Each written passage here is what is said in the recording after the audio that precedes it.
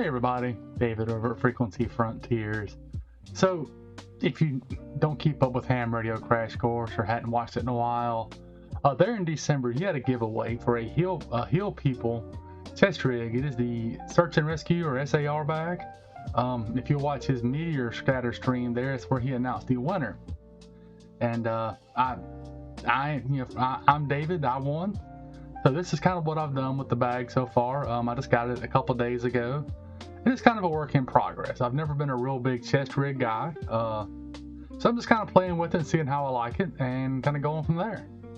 So on the first, you notice I got two patches here. I got the This Is Fine meme patch because I think it's funny.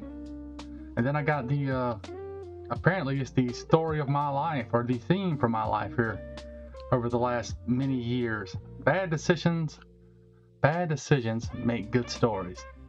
So let's take a look. What in the first pocket I have a good old knife. This is actually an old knife I've had for over 20 years. That is the Gerber Gator. You know, lock back, serrated edge. Then a flashlight wise, this is the War Sun T7. I ordered this flashlight to hate it and do a review on another channel. And I gotta tell you, for a $10 flashlight, it's worth 4 times as much money. It is a good little flashlight, USB-C rechargeable, a neat little thing. I mean, it won't ever replace my O-light, my arc failed. But this, you know, be as tiny and light as it is, it's a really good flashlight, especially, you know, being USB-C rechargeable, it's bright enough and does most of the things.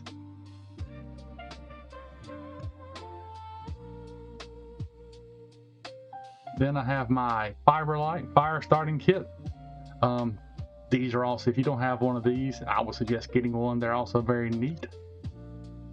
You know, it's just a little Mentos style sized can. On the inside, it has a little Ranger band to keep it closed. Then it's got your steel, your striker, and the fiber to start the fire. And that stuff lights pretty good and pretty easy. The few tests I've done with it works great. Since I've gotten it, I have actually ordered more of it just to make sure that I have some laying around. Trying to make sure that's all I have in the front there. So in the second pouch, I got a little bit of paracord actually wrapped on, I believe that is the K6ARK antenna wire winder, but I got a little paracord on there. I don't remember exactly where I got it. Got my little Molly attachment there. So this is the head strap for what I'm going to pull out next. Also in here I have a Olight, what's that? Pre-run Mini 2 or pre-run Mini 2. That goes in, you know, so this is the charging case for the flashlight. That flashlight is plenty bright, does really good. USB-C rechargeable also. Goes into the headband there, and you can use it as a headlamp. Then in my little Molly pouch here, I have, forgot one thing, a little cloth, a little microfiber cloth to clean my glasses or wipe off my phone lens or anything delicate that needs to be wiped off. Then in the pouch I have some of the Amazon Echo earbuds. I have obviously a USB-C cable.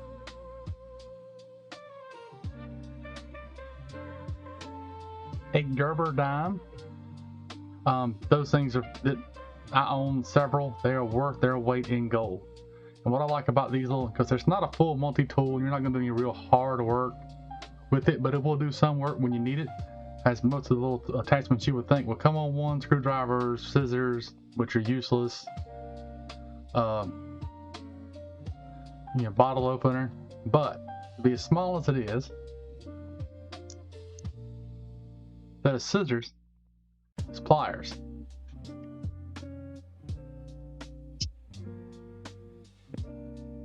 Then in the back pouch, I believe he alluded to it in his video also.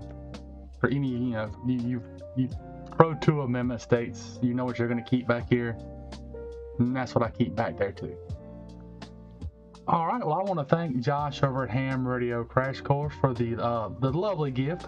Glad I won. I'm trying to get a little bit of use out of it. And if you don't watch his content, you really should. It's really informative, and he's one of the biggest reasons I got my amateur radio license. That was the very first amateur radio YouTube video I've ever watched. So if you don't watch his videos, or if you would like to, you should go over there and check them out. And if you like them, subscribe. And as always here on Frequency Frontiers, if you like what you see and want to see more, it don't cost you anything. Like, comment, subscribe, and share. Thank you.